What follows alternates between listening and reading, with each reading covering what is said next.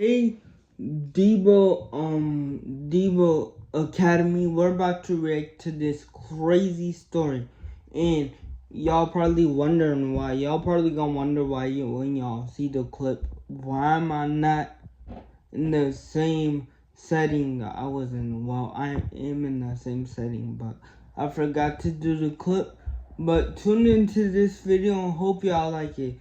This is a crazy story, I'm not gonna lie. One point before she took her last breath, she said she was sorry and said she shouldn't have said what she said. Carrie Hardin was gone, and instead of calling for help, Kenneth Hardin says he panicked, dragging her body, trying to burn it, and finally burying her in the backyard. But how did he explain? I'm gonna lie, this is crazy. Burning her body in the backyard, this is those choices. Well, newly released interrogation footage gives us an inside look at Hardin's chilling words, and we are going to break it all down right now. Welcome to Sidebar, presented by Law and Crime. I'm Jesse Weber. Let me tell you about a case that shook Fayette County, Georgia. It started in August of last year, 2024, when a man named Kenneth Hardin Jr. made a phone call that would set off a nightmare. He called his own father and confessed something unthinkable. He said he had killed his wife, Carrie. And right after that call, Hardin didn't stick around. He fled Georgia, leaving everything behind. And his father, reeling from this confession, immediately called the Fayette County Sheriff's Office. So deputies, they rushed to the couple's home on Merlin Court. That's crazy to me. Like, why do people get into... And what they found was horrifying. After a search of the property, they discovered Carrie Hardin's body, and it was clear there had been a desperate attempt to hide this crime. She had been burned and then buried in a shallow grave behind the house. And meanwhile, the hunt for Hardin was on. It became a multi-state manhunt. Law enforcement eventually are able to track him down to Louisiana, where he'd apparently just checked into a hotel in the town of Covington. They moved in, they arrested him without incident, and they brought him into custody. But what happened inside that house, right? That's the question. What led to such a brutal act? Well, I'll tell you, for months, the details were a mystery. That is until now, because we have obtained the chilling confession that Hardin gave to detectives out in Louisiana. And in his own words, he lays out his version of that violent night and the panicked cover-up that followed. You're about to hear for yourself. She had come down to the office and we were celebrating a good day. I've been having a lot of, but the dichotomy of this is typically the people who you are interviewing this position are not in my lifestyle. And I know that that provides more questions. And I know that leads y'all to make like certain assumptions that's probably not true, but I've been experiencing a lot of success. Like everything that I'm touching with the construction business has been panning out. And I just closed a $20,000 deal with a guy. He lives he lives 5 minutes from the house.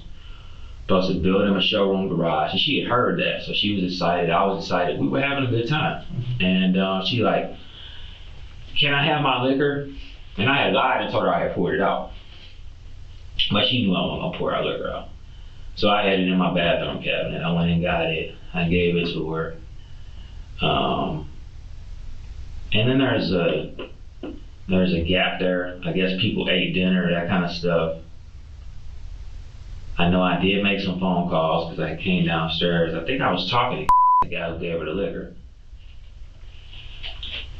about the deal. And I fell asleep in my red chair. It was spun around.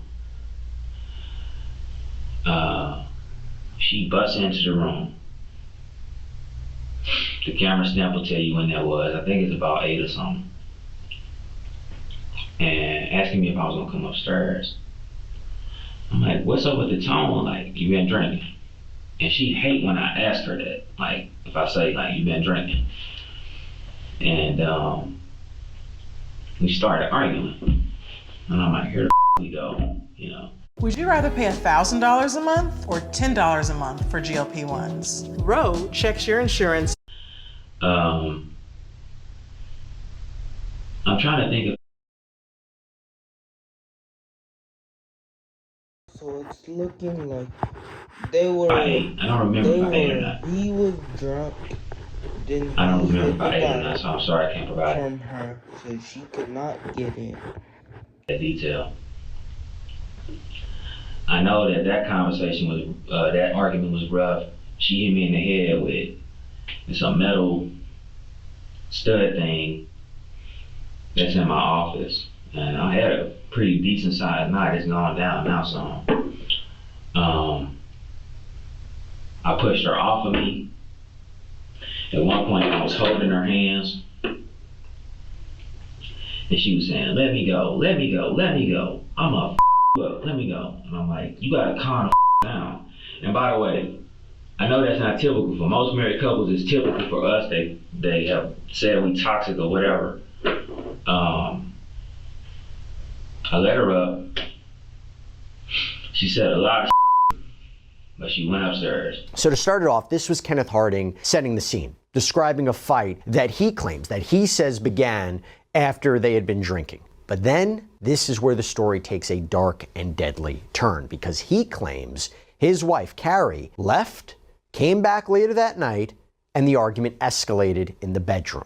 By the way, talking videos like this, you may know this, but we here at Sidebar, we produce so many video clips a day, and we use a platform called Opus Clip. This may be of interest to you. It's an all-in-one AI editor that makes it easier and faster to cut, create, and upload videos across all social media platforms. Through the power of AI, Opus Clip automatically generates B-roll, it cleans up audio, and it reframes your videos for any platform. Opus Clip is so easy to start using. Let me show you how right now. All you have to do is go to opus.pro/sidebar, sign up, and then you upload a video. In just a few minutes, you will have tons of perfectly edited clips ready to go. So whether you're making videos for TikTok or Shorts or Instagram Reels, Opus Clip is your one-stop shop for getting your best content seen by more viewers across all these platforms with the press of just one button. And if you're wondering how good these AI edited videos are from Opus Clip, just look at our content here at Law and Crime. Our producers have used Opus to help us cut and share clips of some of our biggest trials. And we get them to you very fast. At Sidebar, look, we know our listeners have a lot of opinions and ideas to share, and this is the most powerful tool there is to help you edit like a pro and grow your own audience. So give it a try for yourself. Go to opus.pro/sidebar to start creating your own videos today. And here's how he describes the moment he shot her. She calls me. It's a quick conversation at about 12:47 or so, and says that she's gonna leave and take the kids unless we have a conversation.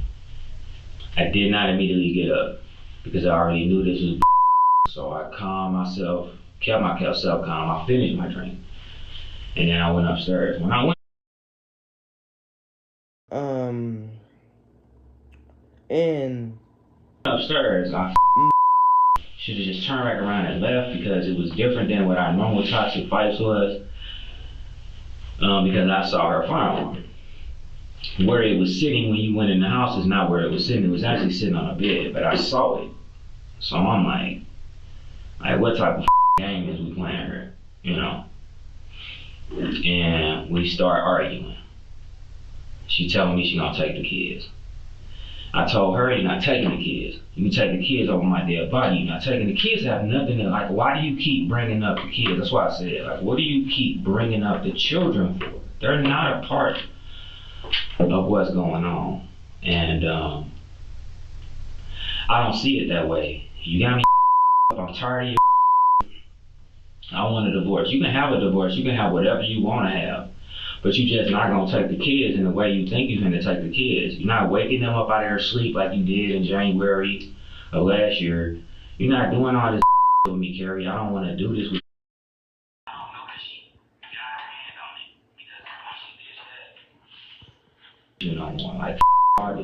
No, it's you. I'm gonna show you. And when she went to grab towards her gun, I don't know that she got her hand on it because when she did that. I snapped. And when I realized what was happening, I had emptied out that entire Smith & Wesson M&P Shield 2.0. And I don't know if it was 7 shots in there or 8, but I know they was all empty. She got up off of the bed, and she walked and collapsed into the sunroom. And at some point before she took her last breath, she said she was sorry.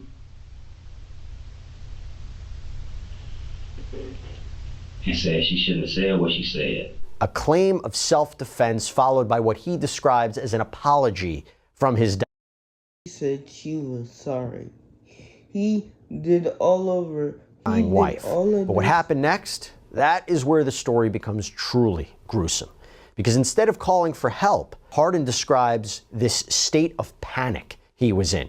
He says his first thought was his children, and what he did next was to prevent them from seeing their mother's body. And I didn't deal with that because I started panicking because I said, I just shot my gun in my house, my wife dead, and my little boys are gonna run down here and see this.